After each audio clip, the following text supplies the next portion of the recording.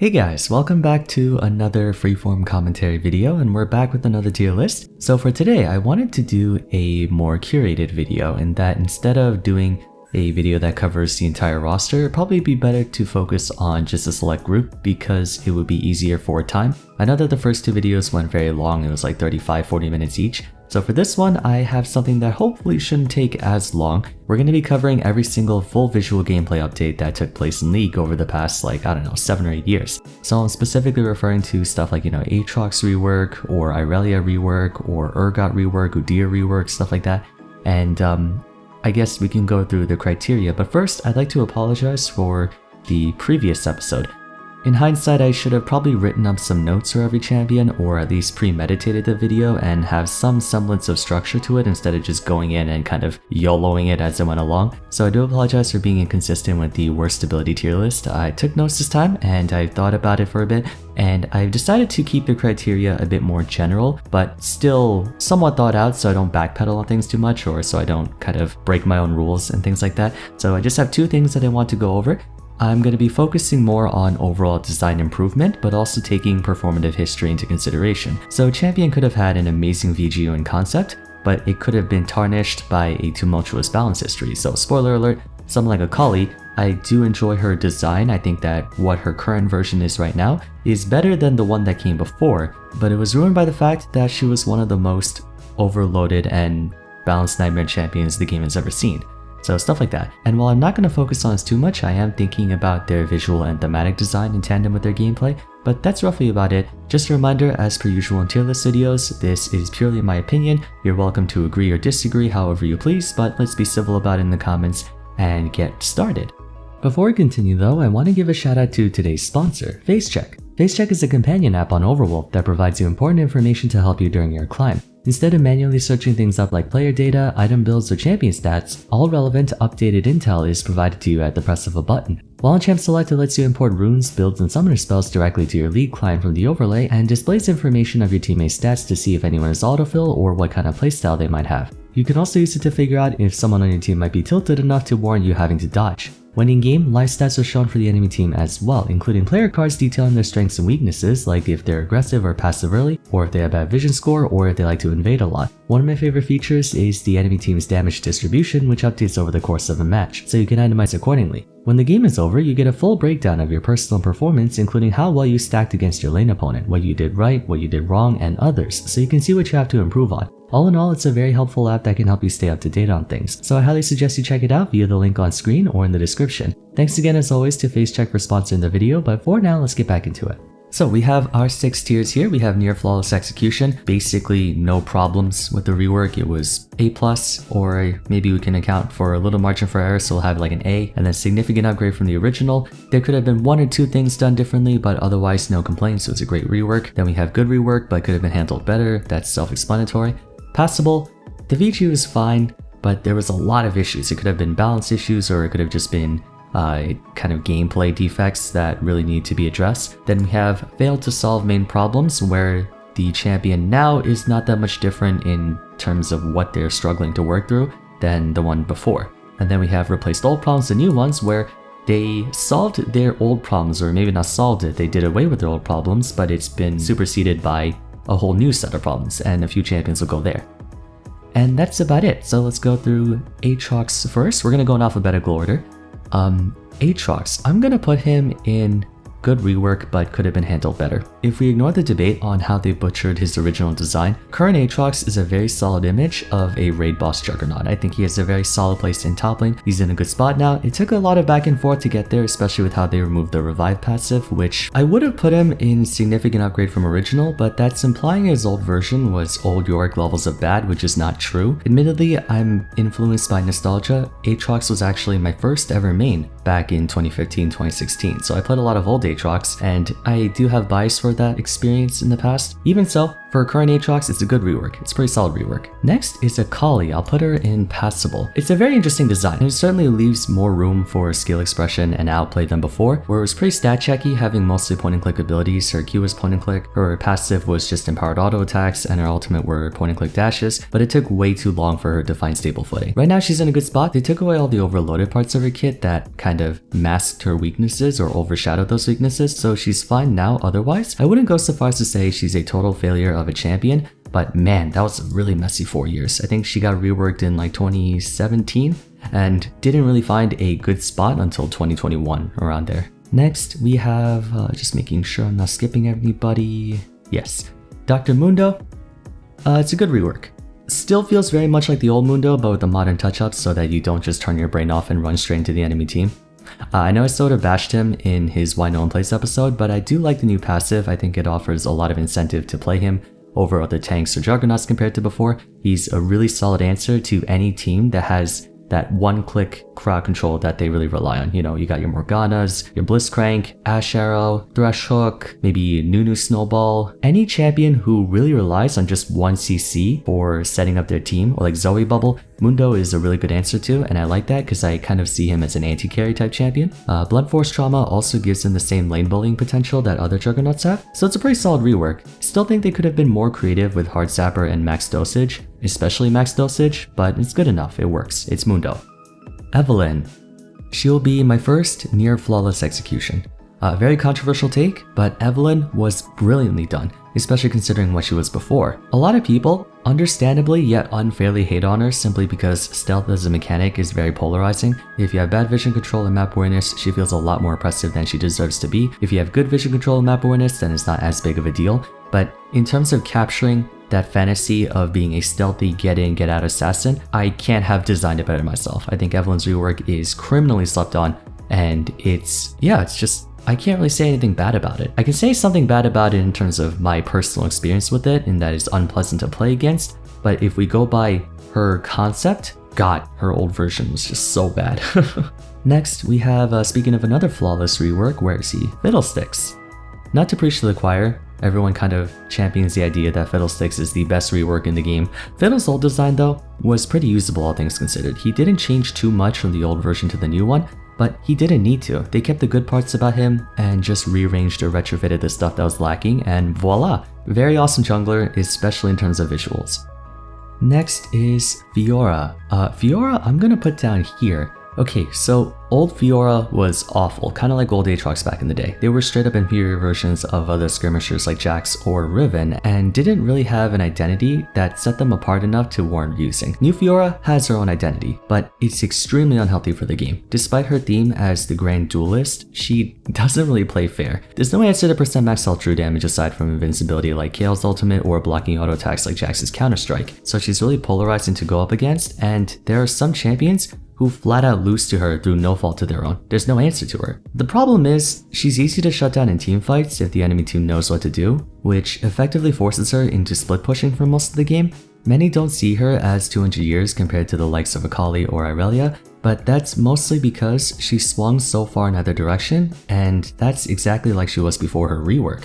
She consistently holds a double-digit ban rate because players don't like fighting champions with an X factor that volatile.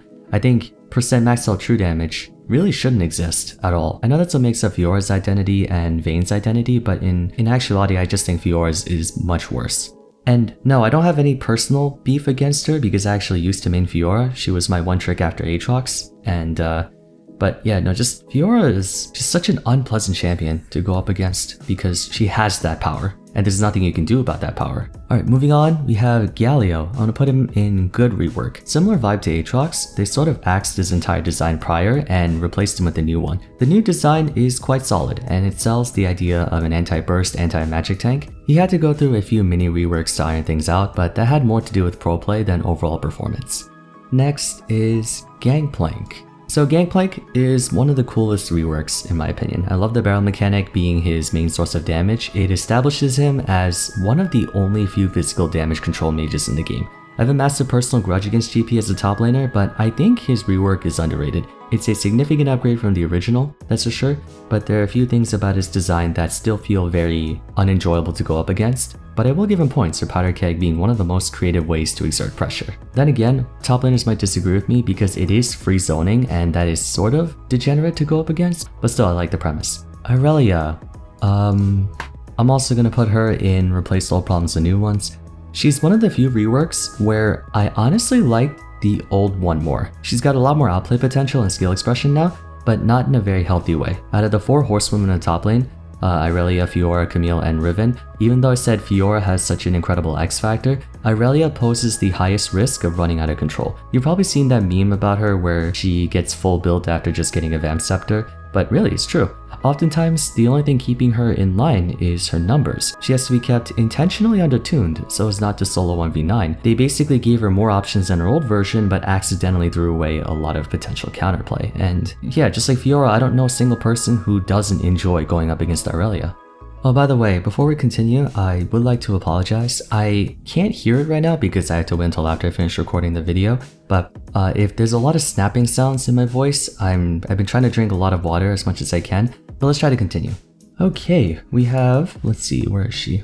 Karma. Karma is a significant upgrade from the original.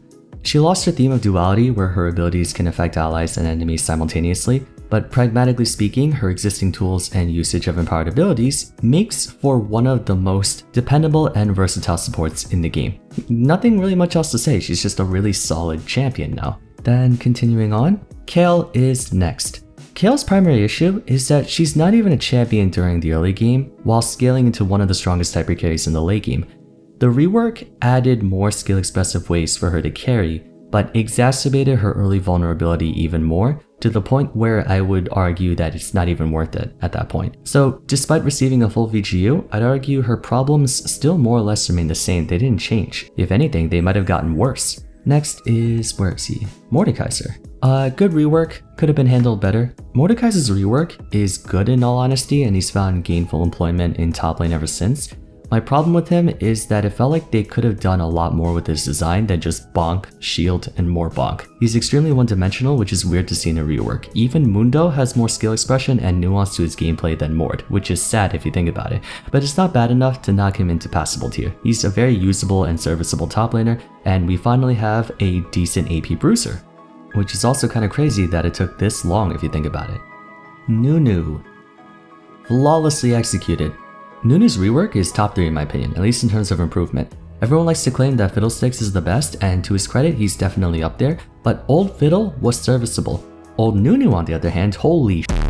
He was a dumpster fire nested within a dumpster fire. In contrast, if you see what he does now, it's like night and day. He's one of my favorite reworks of all time. I can't really say anything bad about him. Continuing on, we have Pantheon. Pantheon's rework is another personal favorite of mine, but I wouldn't say it's near flawlessly executed. Yes, his new design is substantially better, but just not quite good enough to be flawless. He still had to go through a small gameplay adjustment to shuttle him out of support, but otherwise, a very respectable VGU. I can't really say anything bad about him. You guys know how I feel about Pantheon. He's my favorite champion in League, and I'm doing my best to remain as neutral to this as possible. That's not true actually. I'm already probably hella biased at this point. Poppy is going to be a significant upgrade as well. She's in a weird spot. She's remained an obscure pick even after her rework, but that's not through really any fault of her own. She's an anti-carry tank with situational tools, so naturally she won't be a very common sight, but her design overall is fantastic. She's essentially one of the best champions at saying you to enemy divers or assassins. Nothing else to say about her. Very well done rework. Then we'll continue with, Ryze. Oh, you poor thing. Oh, Ryze, where do I even start? You know what, how about we not? How about we just skip this guy, because it will take another 40 minutes for me to explain all the things about Ryze. And, jeez, this guy. This mother... Don't worry, one day. We'll solve you one day, my friend. Just hang in there. I'm totally not on copium right now. No, but seriously. Ryze, every single one of his reworks solves his previous issues, but replaces them with like twice more. It's like Hydra. If you cut off one head, 2 more grow back. That's what Ryze is in a nutshell. Next, we have Shen. Shen, flawless, He's my second choice for top 3 best reworks. He didn't get as much attention compared to other high profile ones like Aatrox or Fiddle, but my compliments to the chef. He has an interesting unorthodox playstyle that makes him one of the few tanks who can carry games in solo queue, and he's one of the most independent tanks too, even though his gimmick is all about protecting his team. Fantastic design, criminally underrated in my opinion. I feel like more people should appreciate his rework, even though not many do. Yeah, he's just one of the best. Next is Sion. Sion's a good rework. At the time of its release, it was extremely ambitious and honestly very successful. I know everyone's reeling from the PTSD of inting Sion during the spring, but all in all, it's a good rework, especially for its time. I love his Q and ultimate thematically, but I don't like the passive. I'm not a huge fan of win conditions that revolve around dying on purpose. That's why I hate Karthus. When done tactfully, you can reinforce the champion's, I guess, individuality, but in the case of Sion and Karthus, not so much. It's more for cheese, if anything. Their passes are just for cheesing stuff. Swain, where are you? There he is. Okay, some may disagree with my choice to put Swain in passable. He wasn't anywhere near as problematic as Akali balance-wise, but for those of you who saw my retrospective on him, he shares a similar experience with Mordekaiser and Karma. They lost what made them unique in place of somewhat generic, unoriginal abilities, but that made them more practical to use. Mordekaiser and Karma saw better returns on their investment though. Swain kind of up and down. Only recently, thanks to his mid-scope update, are we seeing him get results, but I would say maybe in his case they shouldn't have done the Mundo Karma treatment. That might just be me. Alright, we have a few more to go. Hang in there guys, I know by now I'm probably sound really bad. I might actually be getting sick, I'm not sure. Let's try to wrap this up. Taric. Oh boy, Taric. I need to make a retrospective on him soon. I really do. He had one of the most drastic alterations, but I actually think that made him worse. I know Light Rocket is doing well with him in the jungle, but it feels like Taric doesn't have an established role to call home. His power budget is being way too hamstrung by his ultimate that it weakens his base numbers so much due to how game-changing that ultimate can be. And I would say, in actuality, his previous design was just better. It's a hot take, but it's my take. We have a few more to go. Udyr. Significant upgrade from the original. It's still premature to make a final discussion or final conclusion on Udyr, but if we go by how he is from a theoretical standpoint, he's right there next to Pantheon and Poppy. I love his premise. I think it might need some fine-tuning, but no real complaints about it otherwise. Next is Urgot, another significant upgrade. Same thing as Poppy, Udyr, and Pantheon. The old version was extremely gimmicky and degenerate. The new version has one of the most ingenious passives I've ever seen. I have my top 3 already, but he would be in my top 5. Urgot and Pantheon would probably be tied for 4th place, basically. I love it. Now, I know some of you are seeing the fact that there's a bunch of top laners here and might be like, oh, well, it's just top lane bias, but it's just coincidence. If you think about it, a lot of these reworks are top laners, right? Like 1, 2, 3, 4, somewhat 5, 6, 7, 8, 9, 10, 11, 12, 12.5. Like, a lot of reworks just so happen to be top laners because all the champions that had nowhere to go would just end up going top lane. And top lane has like the largest roster out of all 5 roles, I think. I don't know if jungle's bigger, it might be. Next is Volibear. Flawlessly executed, same caliber of quality as Fiddlesticks. Volibear's rework, alongside other reworks, epitomizes what a VGU is supposed to do. Can't really say anything else, it's just a good rework. That's about it. 2 more to go, I think there's 2 more to go. We have Warwick. Warwick is another flawlessly executed one. He's the final member of my personal top 3, one of the most balanced champions in the entire game and remains one of the best reworks of all time to this day. I know we've had a lot of good ones since then that may make him look less impressive in retrospect, but you can't downplay this guy's overhaul. It's right up there next to Nunu. Then the last one is Yorick. Poor thing. In his defense, he's certainly better than what he was before, but I think summoners just don't work in League with the way the game is designed. I wish he could work. I wish. Kinda stupid how Bel'Veth can do the same thing he does on top of a billion other things. I just think Yorick's premise, unless they incorporate a better way to control his summons, you guys should watch my video I made on summoners, like I think last December or something. I sort of talked about it a bit, and I also made a retrospective on him a couple months ago, so you should check that out. Could there have been a better way to design him or kind of update him? Perhaps, but the current one is just, it's not bad. It's just, I don't think it fits really well for the landscape or within the landscape of League. Okay, that's about it. I specifically targeted the VGUs. I didn't go after like the mid-scopes or the tiny reworks, like for example, I didn't cover, where is it? Like Rammus, I know they reworked his ultimate, or maybe, you know, like Xinjiao. I guess him, you could say, is kind of a VGU, but I don't really think about it like that. So did I miss anyone though? I'm just double checking. I feel like I've missed someone. I'm pretty sure that's it though, right? Well, Morgana, I mean, nothing changed. She just got bonus movement speed on her ultimate, that's it.